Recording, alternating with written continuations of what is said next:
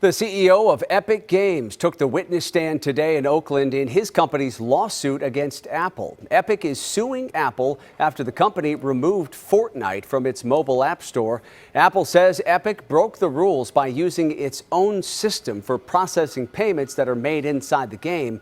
Epic CEO Tim Sweeney says Apple is cutting into their business by forcing Epic to go through Apple for those in-app payments. Sweeney claims that Apple can earn more from commissions on games than the game developers do.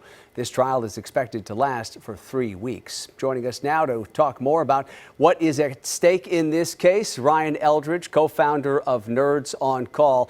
There's a lot at stake, I know here. Let's start off with the argument that Epic Games is making, Ryan. They're essentially saying that Apple is taking too big of a cut, and they say Apple has a monopoly and is abusing that power. How are they going to make that argument in court?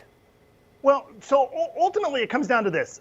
In 2020, Epic Games made $5 billion. $1 billion of that was profit. And with that, iOS or Apple took $700 million of that for essentially just allowing Fortnite to be on their platform.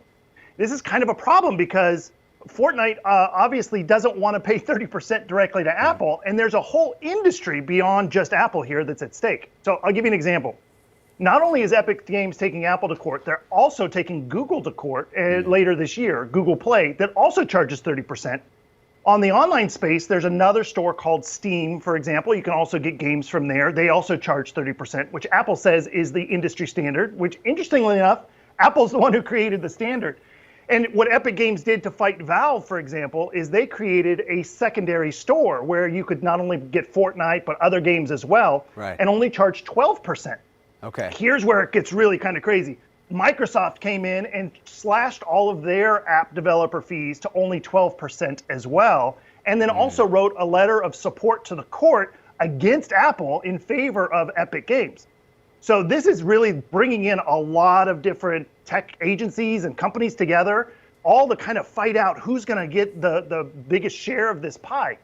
If Epic does win, come out on top in this lawsuit, what are the implications? What does the legal victory mean for them as a company, and what does it mean for other app developers moving forward? Yeah, so a lot of people are calling out Epic and saying, this is crazy. What are you doing? This is going to cost them about $593 million by the end of 2021. But here's the thing, if you put it in perspective, Fortnite alone, just in April, made $400 million. So it's a kind of a drop in the bucket between titans that are kind of fighting this out. What the landscape could look like later is, A, we could get reduced fees for developers, which means that more developers might come to the App Store to showcase their products. It might break the Apple hold on the App Store. There may be a secondary or a third App Store that people are allowed to get games from, which Apple argues that could cause problems with infrastructure and security and a few other problems because Apple controls the device all the way from the software all the way to the hardware, and allowing new competitors on their platform, which they've never done before, could be an epic so to speak, damage to their bottom line. Finally, Ryan, before I let you go, I mean, how does Apple push back here against these accusations in court? What are they going to say in response to these charges? So Apple says, hey, look, we've got a platform that if you're going to use the iOS platform to showcase your games and let people play, then you have to pay a fee for us to review your apps, make sure there's security. There's a reason why the iPhone that is a factory regular iPhone that hasn't been modified in any way has never had a major security flaw in terms of viruses and things like that from the App Store. That's because Apple is very, very clear that they're going to check every bit of code before it goes live, and it protects their users. And that trust is worth a lot to Apple. So their back is against the wall. They are absolutely not going to back down. But on the same, Epic Games has brought a coalition of other tech companies together to kind of fight against Apple, including Match.com and Basecamp and Tile and a few others. Spotify's in there.